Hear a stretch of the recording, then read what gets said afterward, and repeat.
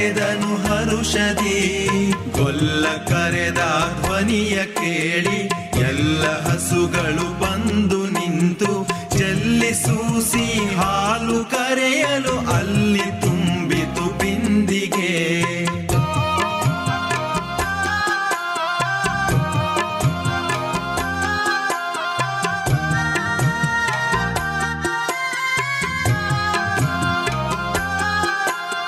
ಹಬ್ಬಿದ ಮಲೆ ಮಧ್ಯದೊಳಗೆ ಅದ್ಭುತನೆಂದೆಂಬ ವ್ಯಾಘ್ರನು ಅಬ್ಬರಿಸಿ ಹಸಿ ಹಸಿದು ಬೆಟ್ಟದ ಕಿಬ್ಬಿಯೊಳು ತಾನಿದ್ದನು.